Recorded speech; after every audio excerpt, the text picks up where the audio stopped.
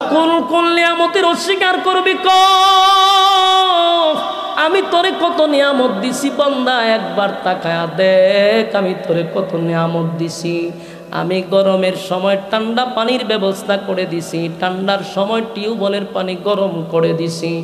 এত নিয়ামত পাইয়াও আমি আল্লাহর গোলামি করলি না, নিজের ইমানদার দাবি করে তুই যত নাফরমানি আছে সমাজে বাস্তবায়ন করলি। কিন্তু যাই না রাখ, ওয়াল্লাহ সময়ের কসম, সময়ের কসম, ইন্নাল ইনসানা লাফি খুসর। আল্লাহ বলেন সময়ের কসম, সময়ের কসম, নিশ্চয়ই তোরা ক্ষতিগ্রস্ত, নিশ্চয়ই তোরা ক্ষতিগ্রস্ত। আল্লাহ যেখানে কসম কইরা কয় আমরা ক্ষতিগ্রস্ত, বাঁচার উপায় আসেনি। বাঁচবে কেমনে? আল্লাহ নিজেই তো কয় সময়ের কসম। তাফসীর কারকরা বলেন এই সময় সেই সময় না, সমস্ত মুফাসসিরিনে কেরামরা বলেন এই সময়টা আল্লাহ বুঝাইছেন আমাদের হায়াতের সময়, আমাদের জীবন পুঁজির কসম। ইন্নাল ইনসানা লাফি খুসর, নিশ্চয়ই তোরা ক্ষতিগ্রস্ত। আল্লাহ তো বলছে ক্ষতিগ্রস্ত, তার মানে আমাদের উপায় নাই গো। কিন্তু এখানে একটা বিষয় আছে, কারণ আল্লাহর তো মায়া দয়া একটু বেশি, কথা হয় না? মায়া দয়া আসেনি? আল্লাহ বলেন আর রহমান, আমি আল্লাহ দয়ালু, আমার মায়া দয়া বেশি রে, আমার মায়া দয়া বেশি। মায়া দয়া বেশি দিকেই তো সকালে যদি কেউ আল্লাহরে গালি দেয়, বিকালবেলা আল্লাহ তার জন্য খাবার রেডি রাখে, কথা হয় না? কেন? মায়া বেশি, আল্লাহর মায়া দয়া বেশি। তাই মালিক রাগ কইরা কইছে তোরা ক্ষতিগ্রস্ত, কসম কইরা কইছে বন্দা তোরা ধ্বংস। কিন্তু মায়ায় ধ্বংস করতে দেয় না রে। আল্লাহ চারটা শর্ত লাগায়া দিছে। বলুন কয়টা? চারটা শর্ত দিয়া কয় যদি চারটা শর্ত মানুষ, ওয়াদা দিলাম তোদেরকে ধ্বংস করব না। দেখেন মালিকের কত মায়া, কত মায়া, কত মায়া। এইদিকে কয় তোরা ধ্বংস, কসম কইরা কইছে। আবার কয় চারটা শর্ত মানলে ধ্বংস করব না। এর মধ্যে এক নাম্বার শর্ত হলো ইল্লাল্লাযীনা আমানু, বান্দারে যদি তোরা ঈমান আনস। বলুন কি আনো? ঈমান। ঈমান কার উপরে? কথা হয় না? এক আল্লাহর উপরে ঈমান আনতে হবে। ঈমান এটা বড় বড় নিয়ামত, ঈমানটা বড় নিয়ামত। আনতে হবে কার উপরে? আমাদের ঈমান হলো আমার মালিক একজন, তার কোনো শরীক নাই, কোনো ইলাহ নাই, তার সাথী সঙ্গী নাই। ঈমান আনতে হবে সমস্ত নবী রাসূলগণের উপর, ঈমান আনতে হবে আসমানি সমস্ত কিতাবের উপর, ঈমান আনতে হবে তাকদীরের উপর, ঈমান আনতে হবে পরকালের উপর, যেদিন বিচার হবে সেই দিনের উপর ঈমান আনতে হবে। কিন্তু আফসোসের ব্যাপার, আমাদের তো ঈমান মাপার মিশিং যদি থাকতো, হাজার হাজার মানুষ দেখা যাইতো বেঈমান হইয়া বসে রয়েছে। কারণ তারা আল্লাহকে আল্লাহ বলে ঠিক, কোনো কিছু চাওয়ার সময় গিয়া বাবার কাছে যায়, আল্লাহরও সেজদা দেয়, বাবারও সেজদা দেয়, এই মালিকরাও সেজদা দেয়, পীররাও সেজদা দেয়। আবার সন্তান আল্লাহর কাছেও চায়, বাবার কাছেও চায়। এটা কি ঈমান আছে? কথা হয় না? ঈমান শেষ। এই জন্য সব ঠিক আছে, কিন্তু শিরিকটা আল্লাহ পছন্দ করে না। সব গুনাহ একটা সময় আল্লাহ মাফ করে দেবে। আমার কথা কি বুঝতেছে? গুনাহ করতে করতে সাগরের পানির মতো করে নিছে, কিন্তু একটা সময় যদি নিজের ভুল আপনি বুঝতে পারেন, হায় রে নিজের মাথায় তো নিজেই কুড়াল মেরে দিলাম, সমস্ত গুনার উপরে যদি লজ্জিত হইয়া মাপ চান, আল্লাহ মাফ করে দিবে। কিন্তু শিরিক করলে আমার মালিক এই গুনাহ মাফ করবে না। এই জন্য শিরিক করা যাইব। কথা বল না, আমার হজ আমার যাকাত সব কিছু তোমারই জন্য। ইন্না সলাতি ওয়া নুসুকি ওয়া মাহইয়ায়া ওয়া মামাতি লিল্লাহি রাব্বিল আলামিন, লিল্লাহি রাব্বিল আলামিন। সব কিছু আমার মালিকের জন্য। তাই চাইবেন আল্লাহর কাছে, আল্লাহ ছাড়া কারো কাছে চাইবেন না। আল্লাহ বলেন একটা সেকেন্ড আমি ঘুমাই না, একটা সেকেন্ড রেস্ট নেই না, 24টা ঘন্টা বন্দা তাকায়া থাকি কোন সময় আমার ডাক দিবি। সুবহানাল্লাহ। ওমা খালাকাতুল জিন্না ওয়াল ইনসা ইল্লা লিয়াবুদুন। মানব আর দানব দুইটা জাতিরে আমি বানাইছি শুধুমাত্র কেবলমাত্র আমি আল্লাহর গোলামির জন্য। এই গোলামি করতে গিয়া বান্দারে ইমানদারের পরিচয় দিবি তো ইমানের পরীক্ষা নিব। যারা ইমানের পরীক্ষায় উত্তীর্ণ হবি বিনিময়ে আমি আল্লাহ তোদেরকে চিরস্থায়ী জান্নাত দিব। জান্নাতে তো সোজা না, দুনিয়া পাওয়ার জন্য কোনো শর্ত নাই গো। দুনিয়া আল্লাহ আস্তিকরেও দেয় নাস্তিকরেও দেয়। দুনিয়া আল্লাহ যে কাউরি দেয়, আল্লাহ মানলেও দুনিয়া দেয়, আল্লাহ না মানলেও দুনিয়া দেয়। ডোনাল্ড ট্রাম্পে কি আল্লাহ মানে? ওই কথা কই না দি, ডোনাল্ড ট্রাম্পে কি আল্লাহরে মানে? কিন্তু আপনি আমার থেকে কম দিছে না বেশি দিছে? এই ডোনাল্ড ট্রাম্পরে আল্লাহ আমেরিকার প্রেসিডেন্ট বানায়া দিছে, আর আমরার যে দাদারে আল্লাহ বড় একটা রাষ্ট্রের প্রেসিডেন্ট বানায়া দিছে। দাদায় মানেনি, আল্লাহ মানে না। এরপরও মালিক কেন এতটা দিল রে? কারণ দুনিয়া পাওয়ার জন্য কোনো শর্ত নাই। দুনিয়া আলেমরেও দেয়, জালেমরেও দেয়, আস্তিকরেও দেয়, নাস্তিকরেও দেয়, আল্লাহ মানলেও দেয়, আল্লাহ না মানলেও দেয়। দুনিয়া পাওয়ার জন্য কোনো শর্ত নাই। যারা বলে হুজুর দুনিয়া পাওয়ার জন্য কি তসবি পড়তে হইব, জিকির করতে হইব, বলে না, দুনিয়া পাওয়ার জন্য কোনো শর্ত নাই। দুনিয়া আল্লাহ যারে মনে চায় তারে দেয়। দুনিয়ার কোনো মূল্য আমার মালিকের কাছে নেই। বলুন, একটা গুরু যদি মারা যায়, এই গুরুটার প্রতি মালিকের আর কোনো আকর্ষণ থাকে? এটারে কি করে? ওই গাঙ্গের ভাড়া নিয়ে ফালায় নদীর সাইডে, তো ফালাইলে পরে কিসে খায়? এটারে শুকুনে খায়। অন তো শুকুন নাই, শুকুন আয় না হন, মানুষ সত্যি শুকুন হয়ে গেছে। আগে শুকুন নাই তো ছোটবেলা দেখতাম। তো শুকুনে খায়, শিয়ালে খায়, গরু কুত্তায় খায়। বলুন মালিকে কি কোনো বাধা দেয়? আওয়াজ দিয়েন, মালিকে বাধা দেয়? কেন দেয় না? কারণ 4 পয়সার কোনো মূল্য এই গরুটার প্রতি মালিকের নাই। তাই এটার এক সাইডে কুত্তায় খায়, শিয়ালে খায়, শুকুনে খায়, কাউয়ায় খায়, কোনো দাম নাই রে। এই জন্য মালিক বাধা দেয় না। আল্লাহ বলেন দুনিয়াটা আমার কাছে এরকম। এই দুনিয়া হলো একটা মরা গরুর মতো। নাস্তিকেও খায়, আস্তিকেও খায়, আল্লাহ মানলেও খায়, আল্লাহ না মানলেওয়ালাও খায়। আমি বাধা দেই না, কারণ এটার কোনো মূল্য নাই। কিন্তু যেটার মূল্য আছে সেটা আমি বিনা শর্তে দিব না। জান্নাতের মূল্য আছে না নাই? জান্নাত কিন্তু বিনা শর্তে দিবে না। জান্নাত যদি পেতে হয় 1 নাম্বার শর্তটাই হলো ইল্লাল্লাযীনা আমানু। 1 নাম্বার হলো ঈমান। 1 নাম্বার কি? 1 নাম্বার হলো ঈমান। ঈমান যদি আনো, 2 নাম্বার হলো নেকামল। নেকামল যদি করো, এই শর্ত ছাড়া আমি জান্নাত দিব না। আর ইমানদার দাবি করলে ইমানের পরীক্ষা নিব। এমন কোনো নবী নাই যাদের কাছ থেকে পরীক্ষা নেই নাই। ইব্রাহিম খলিলুল্লাহ উপাধি এমনে এমনে পায় নাই। পরীক্ষায় বারবার উত্তীর্ণ হওয়ার পরে আমার আল্লাহ উপাধি দিছে খলিলুল্লাহ, আল্লাহর বন্ধু। সুবহান। পরীক্ষা দিছে রে ইব্রাহিম খলিলুল্লাহ। বারবার কঠিন থেকে কঠিন পরীক্ষায় উত্তীর্ণ হয়েছে, 1st ডিভিশনে পাস হয়েছে। তাই আল্লাহ মায়া করে বলে, খলিলুল্লাহ রে আমার বন্ধু।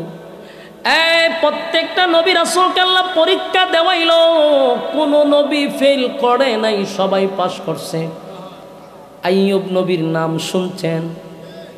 আইয়ুব নবী কিন্তু দেশের বাদশা ছিল। খালি শুনছেন, অসুস্থ এতটুকুই শুনছেন। উনি যে দেশের বাদশা ছিল অনেকেই জানে না। আইয়ুব নবী দেশের বাদশা ছিল এবং ওনার অঢাল ধন সম্পত্তি ছিল। আল্লাহ ওনার এত বিশাল নিয়ামত দিছিল। তো উনি এত বড় রাজত্ব চালাইয়া আইয়ুব নবী আমার মালিকরে একটা সেকেন্ডের জন্য ভুলে নাই। একদিন আমার আল্লাহ ফেরেশতাদেরকে নিয়ে বলে, ফেরেশতারা তাকায়া দেখ, আমার আইয়ুবের দিকে তাকায়া দেখ, কত বড় রাজত্ব আইয়ুবরে দিলাম রে, আমার আইয়ুবরে কত বড় রাজত্ব দিলাম, সমস্ত রাজত্ব চালাইয়া আমার আইয়ুব আমারে ভুলে না। এই কথা আবার শুনছে ইবলিসে। কে শুনছে? আল্লাহ যে ফেরেশতা আল্লাহ এই কথা কয়, ইবলিসে শুনছে। ইবলিসে আল্লাহ কিছু ক্ষমতা দিছে মারাত্মক, এ সব জায়গায় দৌড়ে, এও অনেক দূরে যায়, এ সব কথা শুনতেও পায়, এর আল্লাহ ক্ষমতা দিছে। এ যখন শুনছে যে আইয়ুব নবীর প্রতি আল্লাহ নজর দিছে, আইয়ুব নবীর ইয়েতে আল্লাহ খুশি, হে মাঝখান দিয়ে বামার ঢুকাই দিছে। ঢুকায় আল্লাহ ইতা দেখছি, বেশি সুখে থাকলে এমনি আপনার নাম লয়, দুঃখে ভরে দেখুক না আপনার নাম লইতো না। আল্লাহ কয় তুই যারা জানোস না এটা কইস না, কিন্তু গিরিঙ্গি বাজ কয় আপনি দেখুন বাদশাহী দিছেন তো অনেক কিছু পাইছে, সুখে আছে তো এর লেগে না আপনারা বলে না, দুঃখে পড়লে কোন দিন বলে যেত। আল্লাহ কয় না আমার আইয়ুব এমন না, কতলে আমার একটু পরীক্ষা করার সুযোগ দেন, খাবারটা দেন আমারে। আল্লাহ কয় যা দিলাম, এই তো মেরে লিছে শয়তান নাই, কতলে আমি আল্লাহ আমি মাড দেখি কাটা টিকে। আইয়ুব নবীর আল্লাহ অনেক অঠাল সম্পত্তি দিয়েছিল, এই শয়তান না করছে কি তা, উনার বিশাল উটের ফাল আছিল, হাজার হাজার উট আছিল, এই শয়তান না কিতা করছে, উটের ফালের মধ্যে আগুন লাগায় সব মেরে নিছে, সব উট একসাথে মেরে যায়। উটের দায়িত্বে যে ছিল দৌড়ায় গেছে আইয়ুব নবীর কাছে গিয়া, হুজুর কেমনে কইতাম, কান্নাকাটি শুরু করছে, খান্দোসকা দুর্ঘটনা ঘটে গেছে। বলে কি? বলে হঠাৎ করে একটা বাতাসের সাথে আগুন আইসা সমস্ত উটকে মেরে ফেলাইছে। আইয়ুব নবী কয় আল্লাহ দিছে আল্লাহ নিছে, এখানে অভিযোগের কিছু নেই। সুবহানাল্লাহ। শয়তানের মাথার মধ্যে পড়ছে বাড়ি, যে ঘটনাটা কিতা, উনি তো একটুকু বেজার হইল না। শয়তান না এবার করছে কি, ওনার বিশাল বকরির ফাল আছে, এই বকরির ফাল সব মেরে নিছে। বকরির দায়িত্বে যারা ছিল দৌড়াইয়া গেছে আইয়ুব নবীর কাছে, হুজুর কেমনে বলি, সব ধ্বংস হয়ে গেছে, সমস্ত বকরির পাল একসাথে মারা গেছে। আইয়ুব নবী কয় আল্লাহর দেওয়া মাল আল্লাহ নিছে, আমি আইয়ুবের কোনো অভিযোগ নাই। শয়তানের মাথা আরো গরম হয়ে গেছে, সান্দি ফুরা গরম, এখানেও আইয়ুব নবীরে দুর্বল করতে পারলাম। এবার আইয়ুব নবীরে দুর্বল করার জন্য সে করলো কি, কৃষি আছে যারা কৃষি করে, জমি করে, সমস্ত জমি ক্ষেতের মধ্যে এমন কিছু করছে যা সমস্ত জমি একসাথে ধ্বংস হয়ে গেছে। এখন দেশের সমস্ত শ্রমিকরা দৌড়াইয়া আসছে বাদশার কাছে, বাদশাহ আমরা তো না খেয়ে মরতে হবে, দেশে দুর্ভিক্ষ শুরু হবে, সমস্ত জমির ফসল ধ্বংস হয়ে গেছে মুহূর্তের ভিতরে, কি হয়ে গেল, আমরা কি খাবো, কেমনে চলবো? আইয়ুব নবী কয় আল্লাহর দিছে আল্লাহ নিছে, তোমরা টেনশন কইরো না, পান্টের রিজার্ভ আছে, সে রিজার্ভ আছে আরো 6 মাস খাইতে পারবা। সুবহানাল্লাহ। শয়তান না হুনছে রিজার্ভ যা আছে, আচ্ছা দৌড়াইয়া গেছে, রিজার্ভ পান্টের যত ফসল আছিল সব আগুন দিয়ে জ্বালাই নিছে। দেশের মানুষ পাগল পাগল হইয়া আসছে, হুজুর রিজার্ভ পান্টে যত ফসল রাখছিলেন সব পুরায়া ছাই হয়ে গেছে। আইয়ুব নবী কয় আমার মালিক আমার উপরে পরীক্ষা দিছে, আমারে পরীক্ষা দিছে। ধৈর্য ধারণ করলেন, দেশের মানুষ দুর্ভিক্ষে পড়ে গেল। এরপর আইয়ুব নবীরে শয়তান দুর্বল করতে পারে না, এবার ধন সম্পদ সব তো শেষ করলো, আইয়ুব নবীর দুর্বল করতে পারে না। এই শয়তান না করছে কি, আইয়ুব নবীর 7টা ছেলে ছিল, এক জায়গায় বসে এরা পড়তেছে, এই শয়তান না দেওয়াল ফালাইয়া 7 জনকে জাগাত মেরে লিছে। আমার যুবক ভাইরা, সন্তানের মায়া কিন্তু সবার ভিতরে আছে, একটা সন্তান নয়, একসাথে 7টা সন্তান যদি আপনার মারা যায় দুর্ঘটনায়, আপনার অবস্থা কি হবে? আইয়ুব নবী বুঝতে পারছে আমার মালিক আমার উপরে পরীক্ষা দিছে রে, আমার ধৈর্য ধারণ করা ছাড়া উপায় নাই। বলছে আমার মালিক মাল দিছে, ধন সম্পদ দিছে, আওলাদ দিছে, মালিক দিছে, মালিক নিছে, আমার কোনো অভিযোগ নাই। শয়তান সেখানেও ব্যর্থ। শয়তানের মাথা গরম হয়ে গেছে, এখন কি করা যায়, সব তো শেষ। কিন্তু আইয়ুব নবী তো একটা বারের জন্য মন খারাপ করলো না। এখন শয়তান নাকি তার এমন হইতো না, এখন ওনার শরীরের উপরে কোনো ধরনের একটা প্রভাব ফেলাইতে, ওনার একটা বাতাস ছাইরা দিছে শরীর, আর এর থেকে ওনার শরীরটা ফুলা লইছে, এইগুলো বিষ ব্যথা শুরু হয়েছে। এক পর্যায়ে শরীরের মধ্যে আপনার এমন কিছু হয়েছে যেগুলোর ব্যথায় শরীর ফুইলা গেছে। স্ত্রীরাও দেখছে যে স্বামীর ফিটনেসের অবস্থা খুব খারাপ, বিয়া করছিল, তুই বউ এই অবস্থা দিকে গেছে। কথা বুঝতেছেন? দুই বউ স্বামীর এই হালত দীক্ষা, এরা তাই ছিল বাদশা দীক্ষা। কারণ বাদশার তো সব শেষ, শেষ পর্যন্ত বডিও শেষ, এমন রোগ হয়েছে এই রোগ থেকে সুস্থ হওয়া সম্ভব না। দুই স্ত্রী গেছে, রইছে একজন, ওনার নাম রহিমা। এই যে সব চিনে, ঘটনাও জানে, রহিমা রইছে। আইয়ুব নবী বলেন, রহিমা, দুইজন স্ত্রী চলে গেল, তুমি কেন রইলা? চলে যাও রহিমা, তুমিও চলে যাও। রহিমা বলে, প্রাণের স্বামী হে, সুখের সময় আপনার পাশে ছিলাম, দুঃখের সময় বুঝি আমি চলে যাব? এটা তো হতে পারে না। দুঃখের সময়টা আপনার সঙ্গে ভাগাভাগি করে নিব, এই সময় আপনাকে আমি ছেড়ে চলে গেলে আমার মালিক আমার প্রতি বেজার হবে। বাকি জীবনটা আপনার খেদমত করব, আপনার খেদমত করে খাটায়া দিব। সবাই চলে গেল, রহিমা গেল না। এখানে একটা কারণ আছে, রহিমার পরিচয় অনেকেই জানে না। রহিমার পরিচয় কিন্তু সাধারণ না। এই রহিমা এমন একজন মহিলা, তিনি হলেন ইউসুফ আলাইহিস সালাতু ওয়াস সালামের ছেলের ঘরের মেয়ে, মানে নাতনি। ইউসুফ নবীর হয় যে বংশ, কারিম ইবনে কারিম। এই জন্য আমরা গ্রাম্য একটা ভাষা আছে, জাতের মেয়ে খালো বাবা, আর নদীর পানি। হ্যাঁ, এটা কেন হয়? বংশীয় একটা প্রভাব আছে। নিম্ন শ্রেণীর হইলে এটার আচার ব্যবহারই বোঝা যায় যে এটা নিম্ন শ্রেণীর, দেখেন। আর যখন দেখবেন বংশটা ভালো, আচার ব্যবহারও তার ভালো হয়, কারণ পারিবারিক শিক্ষা পাইছে, এই জন্য স্বামীর সাথে এতটা খারাপ ব্যবহার করে না। স্বামীর অবস্থা বুঝা কথা হয়। আর কিছু মহিলার আছে মাশাল্লাহ, আপনি কি যুদ্ধ করে আইছেন না কি করে আইছেন এটা হের চিন্তার বিষয় না, গড় আইলে হেড ট্যাপ চালাই দেয়, বড়র করতে করতে আপনার পুরা গরম করে লেগে বেড়া আনতে আড়া দিন করে পরিশ্রম, কি কষ্টটা করে মাথার গাম ফায় ফালাই আয়ে গরম, একটু শান্তির লেগে তুই একটা মুচকি হাসি দিবি, তুই এক গ্লাস পানি নিয়ে দিবি, তুই একটা গামছা দিবি, বাতাস করবি, তেনে তোর প্রতি মায়া দুই আইতো, আইলি কক শুরু করে দে। দুইনার যত বিচার এটা জমায়েত আর গলার ভিতরে রাখতে পারে না, তো অটোমেটিক বাড়ি জায়গা কইতে দেয় বেড়াই ন মারাত্মক আটকা শুরু করে দেয়। যখন ধুরুমদারম শুরু করে তখন গিয়া সৌ হয়, ঠিক কেন হয়? এদের খাসলতের কারণ। আমরা ছোটবেলা গ্রামগঞ্জে থাকছি, তো পাশের বাড়িগুলা এরকম দেখতাম, এই হারাটা দিন একটা মহিলা কড়র করতো, বেড়া তাই কাজ করতো দিন মজুর, আইয়ে মনে করে আধা ঘন্টা আগে ছক্কা সাইর খেলতো, দুরুম দারম খালি ছক্কা সাইরের আওয়াজ শোনা যায়। আমরা বুঝতাম যে আয়াত নাজিল হইতেছে। আর হেতেরও এমন অভ্যাস, প্রতিদিন এই ছক্কা সাইডতে চলে, এটা কোনো ব্যাপারই না।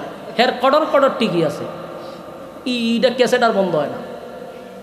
যেন উচিত বিবি রহিমার থেকে অনেক মহিলাদের শিক্ষা গ্রহণ করা। আমাদের এই আশেপাশে যদি মহিলারা থেকে থাকে, আবার যদি এদের কানে যায়, আমি বলবো বিবি রহিমার থেকে মহিলাদের অনেক কিছু শিখার আছে। শিখবেন স্বামীর সাথে আচরণ করতেই ভালো। বেচারা জামাই এরা অনেক কষ্ট করে, পুরুষ মানুষ তো মেজাজ থাকে কেটকেটা, সারাদিন কাজ কাম করে এলে কিন্তু বালা কথা তো গুছা উঠে, ঠিক নেই? এই সময় দেয়া কক করে, তো এই সময় মেজাজ কিরম হয়। আর নাইলে সারাদিন যদি না পারে, আপনি যদি ঘুমাই থাকেন তো বাইলসের দ্বারা খান্ডার দ্বারা দেখবেন কক করতেই আছে, ইটার বন্ধ হয় না।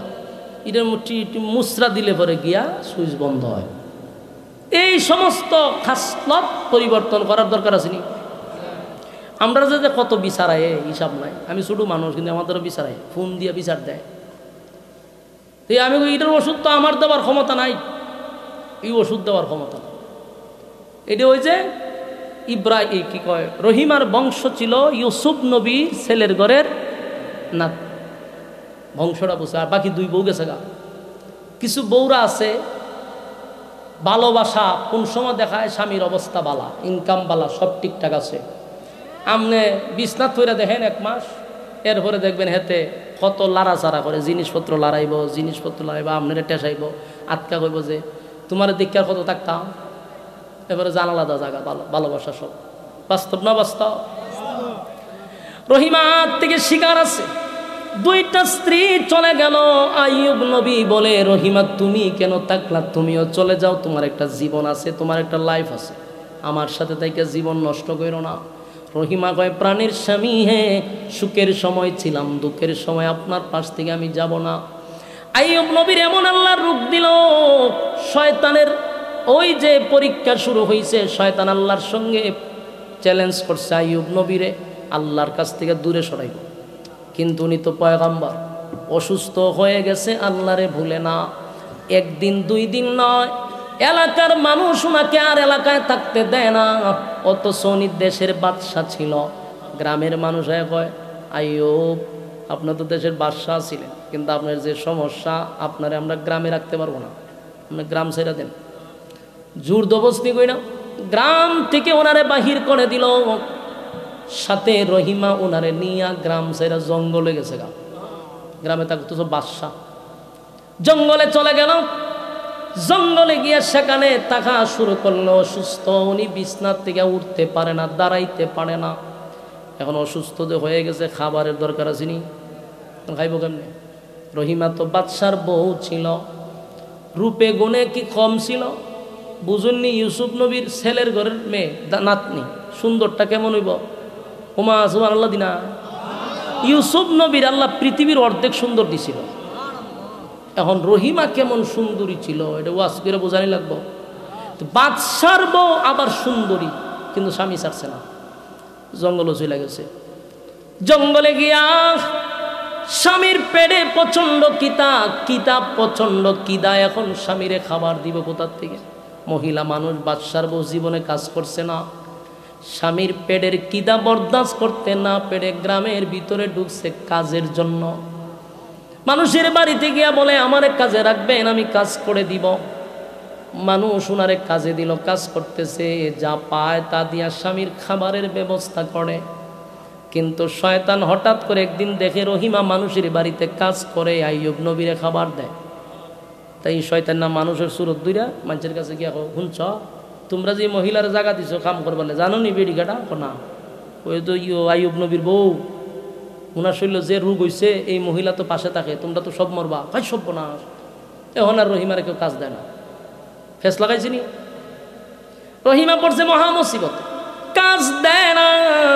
কিন্তু স্বামী বেচারার প্রচন্ড কিদা, খাবারের তালাশে রহিমা পাগল পাগল হইয়া ছুটতেছে, কোথাও রে খাবার পায় না। এক পর্যায়ে পাহাড়ের লাকড়িগুলা একত্রিত করে, এগুলা বেঁধে তারপরে বাজারে নিয়ে বিক্রি করে। সেখান থেকে যা পায় স্বামীর জন্য খাবারের ব্যবস্থা করে। বাদশার বউ হইয়া লাকড়ি বিক্রি করে, খাবারের ব্যবস্থা করে। এইভাবে চললো আরো বছর, কয়েক বছর গেল। এটাও শয়তানের সহ্য হইল না। শয়তান মানুষের কাছে বাজারে বাজারে গিয়া কয়, তোমাদের কাছে যে মহিলা লাকড়ি বিক্রি করে, সে তো আইয়ুব নবীর বউ। এটা ভাইরাস একটা রোগ, তার শরীরে আছে, তোমরাও কিন্তু এই রোগে আক্রান্ত হইবা। এখন মানুষ আর ওনার কাছে যায় না, লাকড়িও কিনে না। এখন খাওয়াইব কেমনে? রহিমা চোখের পানিগুলো ছেড়ে দিয়া কান্দে আর বলে, প্রাণের স্বামীর পেটের কিদা তো আমি বরদাস্ত করতে পারি না। কাজের জন্য চতুর্দিকে দৌড়ায়, কোথাও কাজ পায় না। কোথাও যখন কাজ পায় না, কেউ কাজ দেয় না। এই অসুস্থ একে একে অনেক বছর হয়ে গেছে, এই জঙ্গলে বসবাস করে। আপনারা ইতিহাস জানেন। শেষে হঠাৎ করে দেখে, ওই যে তখনকারও যুগে চুল বিক্রি, তো চুল, মাথার চুল এখন যেমন বিক্রি হয় তখনও বিক্রি হতো। ফেডের কিদা, স্বামীর ফেডের কিদা সহ্য করতে পারছে, তাই মাথার চুল অর্ধেক বিচ্চালাইছে, বিক্রি কইরা খাবার লইয়েছে স্বামীর লেগে। স্বামীরে বুঝাইতে দিছে না, শয়তান না হয় সর্বনাশ, এত ভালোবাসা এটা তো আমার সহ্য হয়েছে না। শয়তান না মানুষের সুরত ধরে গেছে আইয়ুব নবীর কাছে গিয়া, আপনার নবী বলে হ, তো নবী হয়ে এসে আপনার বউ মানুষের বাড়িতে চুরি করে আর এই চুরির খাবার আপনার খাওয়ায়, আপনি কেমনে খান? দেখছেন নি কি দরবার লাগাইছে, কত বড় খারাপ। এর লেগে শয়তানের মানছে ইডায় মক্কাত গিয়ে আসে, কত বড় খারাপ চিন্তা করছেন।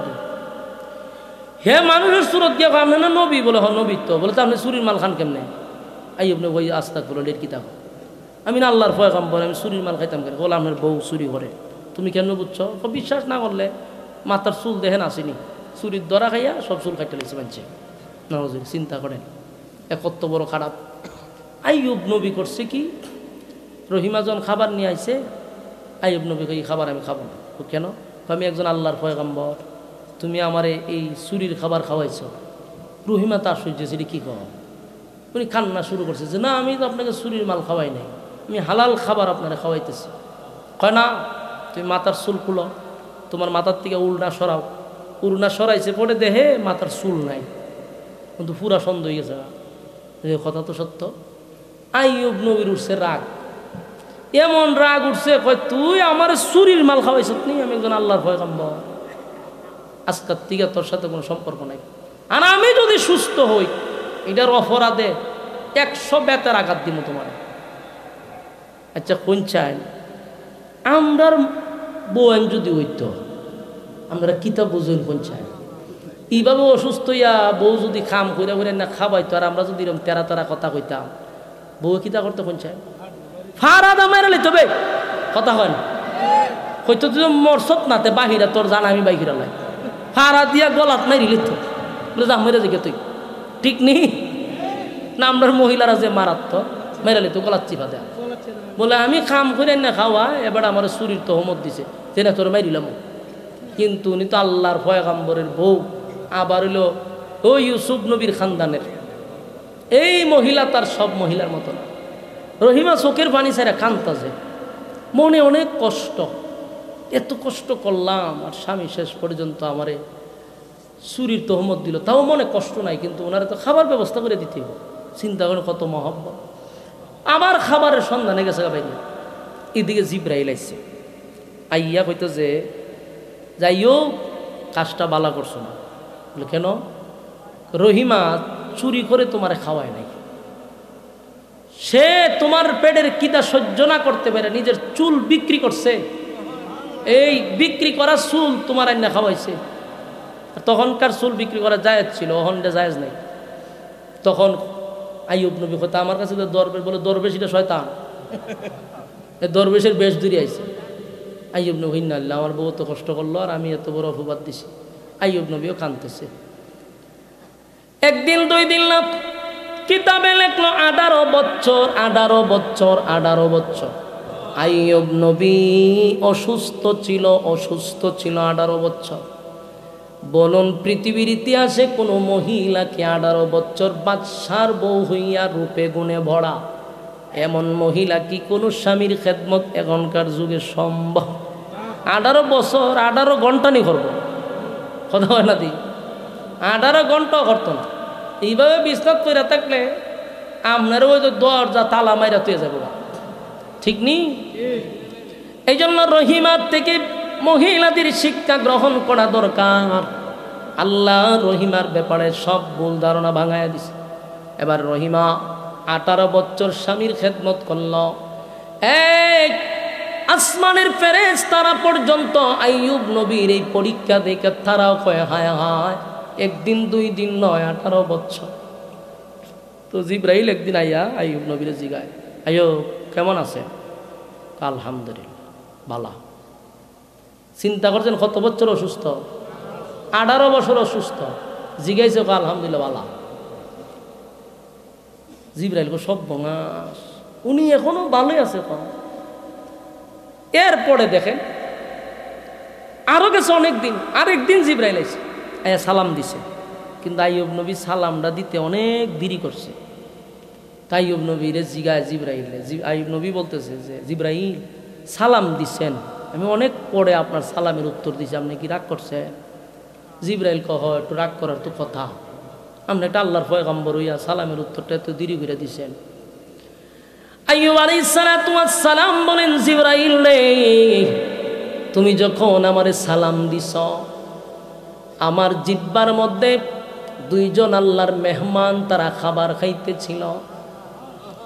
আমি যদি তখন তোমার সালামের উত্তর দেই, এই মেহমানগুলি আর হয়তো বা খাইতে পারবে না, তারা যেন পেট ভরে খাইতে পারে, এই জন্য আমি সময় দিছি, তাদের খাবার শেষ আমি তোমার সালামের উত্তর দিছি।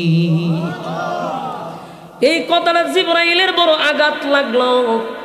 জিবরাইল কয়, সর্বনাশ, এত মুসিবতের মধ্যেও উনি আল্লাহর প্রতি সন্তুষ্ট, উনি বেজার হয় নাই। জিবরাইল বলে, মালিক, আপনার আইয়ুব আপনার পরীক্ষায় পাস, কারণ এত বছর উনি অসুস্থ হওয়ার পরেও এরপরেও উনি আপনাকে ভুলে নাই, আপনারে ভুলে নাই। আল্লাহ হয় আমার বন্ধু পরীক্ষায় পাস করছে রে, ফার্স্ট ডিভিশনে পাস করছে। যা জিবরাইল, আমার বন্ধুকে গিয়া বলো, বন্ধু যেন ওইটা দাঁড়ায়। সুবহানাল্লাহ। জিবরাইল আইছে, জিবরাইল আসছে, রহিম আইসা নাই। জিবরাইল আইসা বলে, আইয়ুব পয়গম্বর আপনার পায়ের গোড়ালি দিয়া মাটির মধ্যে আঘাত করেন। আইয়ুব নবী এমনি চোখ দিয়া পানি ছেড়ে দিছে। 18 বছর অসুস্থ, কোনোদিন উনি চোখের পানি ছাড়ে নাই, কোনোদিন কান্দে নাই, কিন্তু আজকে হঠাৎ করে ওনার চোখে কেন পানি? জিবরাইল বলল, আইয়ুব 18 বছর ধরে তুমি অসুস্থ, কোনোদিন অভিযোগ নাই আল্লাহর প্রতি, কোনোদিন অভিযোগ করো নাই, তুমি সব সময় হাসি খুশি, আজকে তোমার চোখ দিয়া কেন পানি পড়ে? আইয়ুব নবী বলেন, হ্যাঁ জিবরাইল, আমার চোখের পানি পড়ার কারণ হলো আমার আল্লাহ আমার একটা হুকুম করছে, আমি যেন পায়ের গোড়ালি দিয়া মাটিতে বাড়ি দেই, কিন্তু আমার মনে এত কষ্ট লাগছে, আমার মালিকের অর্ডারটা আমি পালন করতে পারলাম না, কারণ আমার পায়ের গোড়ালি নাই, আমি কি দিয়া বাড়ি দিব? সব তো খাই জ্বালাইছে। শেষে বলল, যেটা আল্লাহর সিস্টেম, একটু লাড়া হইল দেন। লাড়া দেওয়ার সাথে সাথে পায়ের গোড়ালি থেকে পানি বাহির হইতে লাগলো কুদরতিভাবে। সুবহানাল্লাহ। এবার আল্লাহর পয়গম্বর ওই পানি বাহির হওয়ার সাথে সাথে জিবরাইল কয়, আইয়ুব এখানে আপনি গোসল করেন। ওনারে কোনো রকম পানিতে নামাইছে, পানির থেকে ডুব দিয়া যখন ওইটা দাঁড়াইছে, দেহে আগের থেকে আরো বেশি সুন্দর হয়ে গেছে, আগের থেকে চেহারায় উজ্জ্বল বেড়ে গেছে, সোটাম দেহের অধিকারী, শরীরের মধ্যে একটা তিল পরিমাণ কোনো স্পট নাই, এত সুন্দর সোটাম দেহ নিয়ে দাঁড়াইছে। সুবহানাল্লাহ। সব আল্লাহ শেষ করে দিল। ওইদিকে রহিমা এখন আসে নাই। রহিমা খাবার নিয়া যখন জঙ্গলে আইসা দেখে সোটাম দেহের অধিকারী সুন্দর সুদর্শন একটা পুরুষ দাঁড়িয়ে আছে, রহিমা একটা চিৎকার মাইরা কয়, কে রে? বেগানা পুরুষের সামনে তো আমি দাঁড়ানোর কথা না, এখানে কিভাবে আসলাম? আইয়ুব নবী বলেন, রহিমা, আমি বেগানা নয়, আমি তোমার স্বামী আইয়ুব। আমার আল্লাহ আমারে সুস্থ করে দিছে, আমার আল্লাহ আমার পরীক্ষা নিয়েছিল, আমার মালিক আমারে সুস্থ করে দিছে। এবার রহিমারে লইয়া আইয়ুব নবী আবার ওনার রাজত্বে ফিরে গেছে। মানুষ ওনারে দেখে সবাই খুশি, আবার আল্লাহ ওনারে রাজত্ব ফিরাইয়া দিছে, আবার উনি বাদশা হয়ে গেলেন। এই যুবক ভাইয়েরা, এই যে আইয়ুব নবীরে আল্লাহ পরীক্ষা করলো, অথচ ওনার কোনো গুনাহ নাই, গুনাহ নাই, গুনাহ নাই। নবীরে এত কষ্ট দিল, পরীক্ষা ছাড়া কোনো নবীরও আল্লাহ ছেড়ে দেয় নাই। তোমার আমার কিন্তু গুনার অভাব নাই। নিজেরে আমরা দাবি করি ইমানদার, ইমানের পরীক্ষা আছে না? না। সব নবীর কাছ থেকে মালিক পরীক্ষা নিছে গো। কোন নবীর আল্লাহ পরীক্ষা নেয় নাই বলুন তো? সব নবীর কাছ থেকে পরীক্ষা নিছে। সমস্ত নবী কুলের সম্রাট নবী মুহাম্মদুর রাসূলুল্লাহ সাল্লাল্লাহু আলাইহি ওয়াসাল্লাম, আমার নবী দান্দাল বাংলো, তায়েফের ময়দানে মার খাইলো। আমার নবী একা দ্বারা 13টা বছর নির্যাতন চতুর্দিক দিয়া নবীর শত্রু, এত মুসিবত, এরপরও আমার নবী চুল পরিমাণ পিছপা হয় নাই। কত নির্যাতন আমার নবীরে করছে। এই আল্লাহর হাবিব সেজদায় গেলে পরে গো নবীর পিঠের উপরে উটের নারী বুড়ি পর্যন্ত রেখে দিত। নবীজি সেজদার থেকে উঠতে পারত না। আবু বকর গেছিল এগুলা সরানোর জন্য। বেঈমানরা দইরা আবু বকর রে এমন মার মারছে, রক্তাক্ত কইরা দিছে।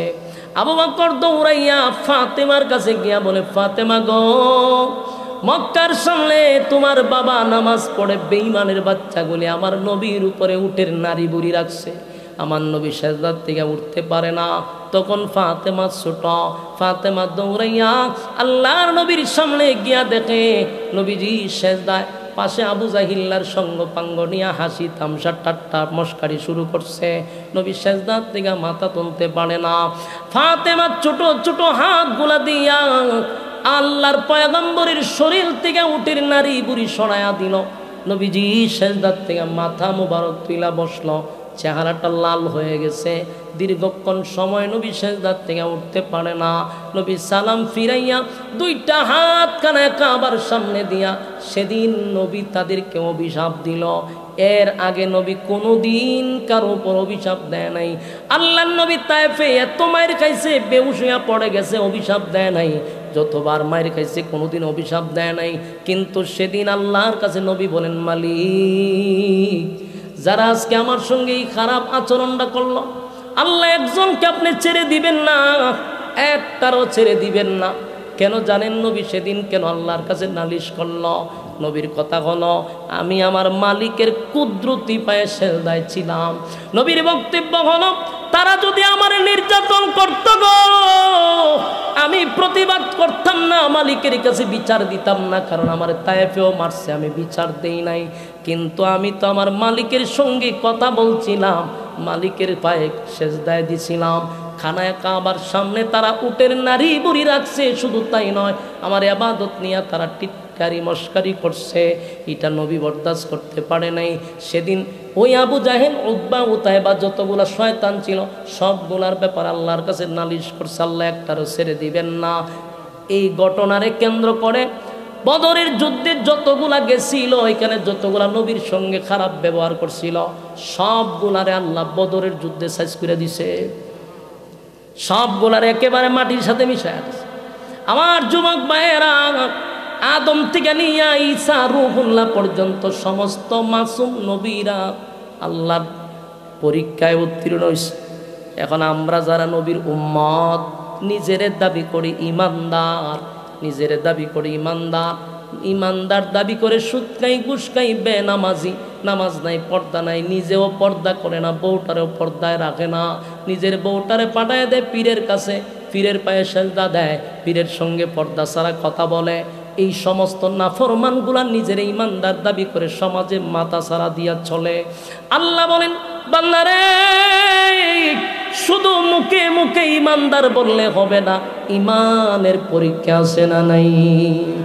কোনো সময় আল্লাহ ধনী বানাইয়া পরীক্ষা করে, কোনো সময় গরিব বানাইয়া পরীক্ষা করে, কোনো সময় টাকা দিয়া পরীক্ষা করে, কোনো সময় অভাব অনটনে ফলাইয়া পরীক্ষা করে, ঠিক নেই?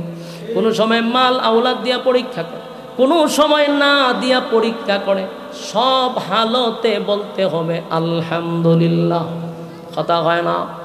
আমার যে অবস্থায় আল্লাহ রাখছে বলতে হবে আলহামদুলিল্লাহ, কারণ আল্লাহ আপনি আমারে এখনো ভালো রাখছেন, আমি আপনার নিয়ামত পাইয়া খুশি। কারণ সব সময় আমরা তাকাবো আমার চিগা নিচের মানুষের দিকে, হয় কথা কই না দি? আমার চিগা উপরে যে তার দিকে তাকাবো না, নিচের দিকে তাকাবো। আমার যদি আল্লাহর প্রতি কোনো অভিযোগ থাকে, তাহলে আপনি একজন ভিক্ষুকের দিকে তাকাবেন, একজন প্রতিবন্ধীর দিকে তাকাবেন, আপনার সমস্ত অভিযোগ নিমিষেই শেষ। কথা হয় না দি? এই আমার হাত পা আছে, আমার চক্ষু আছে গো, চক্ষু আছে, হাতও আছে, পায়ও আছে, কিন্তু অনেক মানুষের যে চোখ নাই, পা নাই, হাত নাই, এদের যদি অবস্থায় আমার নিয়ে যেত, তাহলে আল্লাহর কাছে শুকরিয়া আদায় করা দরকার। মালিক, দুইটা পা দিছ, হাত দিছ, চোখ দিছ, তাই তো সমাজের মানুষ আমারে মূল্যায়ন করে, তাই তো সমাজের মানুষ আমারে ইজ্জত করে। আমার যদি পা না থাকতো, হাত না থাকতো, চক্ষু না থাকতো, বলুন আপনি আমারে নিয়ে কেউ সেলফি তুলতো? কথা হয় না রে? আপনার মনে বিরক্ত লাগতেছে? সাইরা দিতাম মনে হয়। যদি আমার পা না থাকতো, যদি হাত না থাকতো, চক্ষু না থাকতো, বলুন আপনারে লইয়া কেউ চা খাইতো, সেলফি তুলতো, সম্পর্ক করত, মায়া বিয়া দিত? তাহলে যাদের চোখ আছে, হাত আছে, কান আছে, পা আছে, মালিকের শুকরিয়া আদায় করার দরকার আছে না নাই? আমার যুবক ভাইয়েরা, আল্লাহ বলে বান্দা শুন, কত নিয়ামত যে আমি তোরে দিলাম, বল বান্দা কোন কোন নিয়ামতের অস্বীকার করবি? পারবেন? আরো জোরে আল্লাহ বলেন ফাবিআইয়ি আলাই রাব্বিকুমা তুকাযিবান।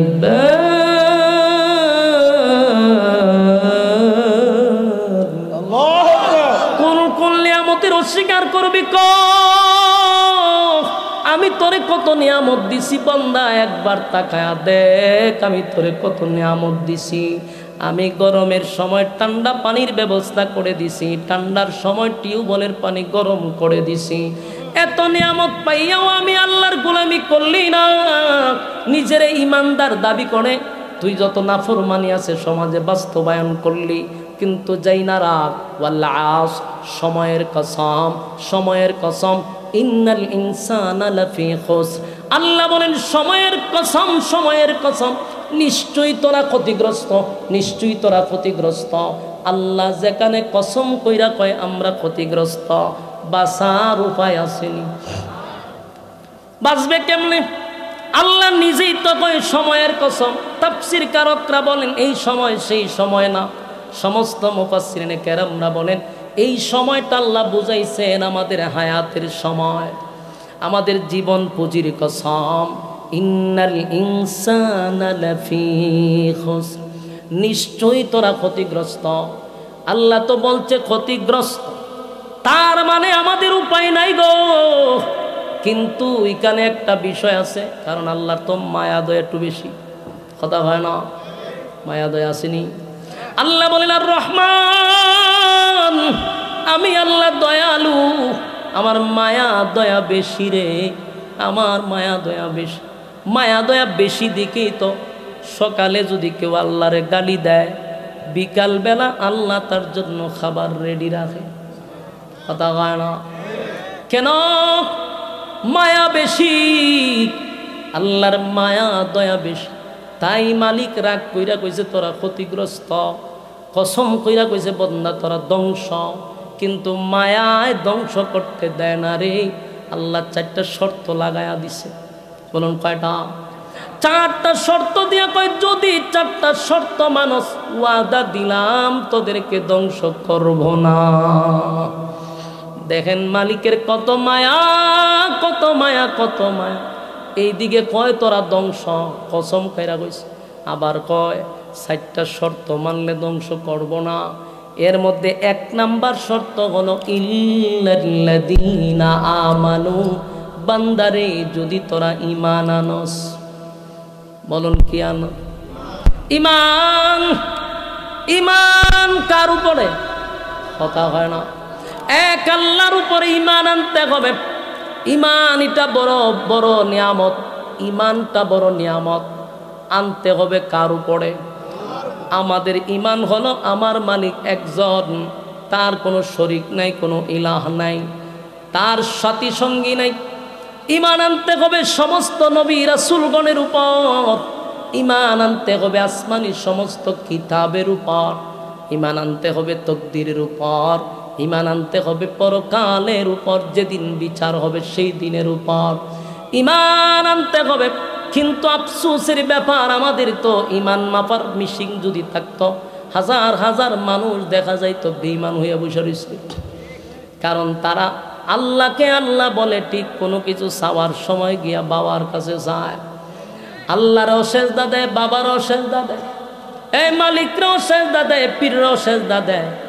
আবার সন্তান আল্লাহর কাছেও চায়, বাবার কাছেও চায়। এটা কি ইমান আছে? কথা হয় না, ইমান শেষ। এই জন্য সব ঠিক আছে, কিন্তু শিরিকটা আল্লাহ পছন্দ করে না। সব গুনাহ একটা সময় আল্লাহ মাফ করে দিবে। আমার কথা কি বুঝতেছে? গুনাহ করতে করতে সাগরের পানির মতো করে নিছে, কিন্তু একটা সময় যদি নিজের ভুল আপনি বুঝতে পারেন, হায় রে নিজের মাথায় তো নিজেই কুড়াল মেরে দিলাম, সমস্ত গুনার উপরে যদি লজ্জিত হইয়া মাপ চান, আল্লাহ মাফ করে দিবে। কিন্তু শিরিক করলে আমার মালিক এই গুনাহ মাফ করবে না। এই জন্য শিরিক করা যাইব। কথা বলে আমার হজ আমার যাকাত সব কিছু তোমারই জন্য। ইন্না সলাতি ওয়া নুসুকি ওয়া মাহইয়ায়া ওয়া মামাতি লিল্লাহি রাব্বিল আলামিন, লিল্লাহি রাব্বিল আলামিন। সব কিছু আমার মালিকের জন্য, তাই চাইবেন আল্লাহর কাছে, আল্লাহ ছাড়া কারো কাছে চাইবেন না। আল্লাহ বলেন একটা সেকেন্ড আমি ঘুমাই না, একটা সেকেন্ড রেস্ট নেই না, 24টা ঘন্টা বন্দা তাকায়া থাকি কোন সময় আমার ডাক দিবি। সুবহানাল্লাহ। বলুন আমার মালিকের ঘুম আছে? ফিরের ঘুম আছে নি? বাবার ঘুম আছে না নাই? কিন্তু আমার মালিক কি ঘুমায়? আল্লাহ বলেন লা তাখুযুহু সিনাতু ওয়ালা নাওম। আল্লাহ কয় আমার ঘুমও নাই, তন্দ্রাও নাই, আমি 24টা ঘন্টার একটা সেকেন্ড তো আমি অনুপস্থিত থাকি না, সব সময় প্রস্তুত। কিন্তু এরপরও কেমনে রে আমি চারা তোরা ল্যাংটার কাছে চাস, জড়ার কাছে চাস। সাবধান, শিরিক লইয়া যদি কবরে আসস উফাই থাকবে না, উফাই থাকবে না। ইমান লইয়া যদি কবরে আসেন আর যদি নেক আমল লইয়া আসেন, আল্লাহ কয় জান্নাতুল ফিরদাউসের মেহমান বানাইয়া তোরে সম্মানী করব। জুরে কোন সুবহান। কারা কারা জান্নাতে যেতে চান দুইটা হাত তুল্লা দেখায়া দেই। লিল্লাহে তাকবীর, লিল্লাহে তাকবীর। আর জুরে কোন লিল্লাহে তাকবীর। রাজি আছেন তো ইনশাআল্লাহ? শিরিক করা যাবে, বেদাত করা যাবে, আল্লাহ ছাড়া কারো কাছে মাথা নত করা যাবে। আল্লাহ আমাদের এই সমস্ত ভণ্ডামির থেকে হেফাজত করে, সকলে বলে আমিন। বলনেওয়ালা শুননেওয়ালা উভয়কে সহি সহি আমল করার তৌফিক দান করুক, সকলে বলে আমিন। অনেক অসুস্থ শরীর নিয়ে ভাবি নাই যে আমি এত লম্বা কথা বলতে পারবো। আপনাদের দুয়ার বরকতে দীর্ঘ সময় আপনাদের সামনে কথা বলছি, আপনারাও মৌমাছির মতো কথাগুলি শুনছেন। বাকি মুনাজাত দিয়ে এখন আমরা যাবো ইনশাআল্লাহ।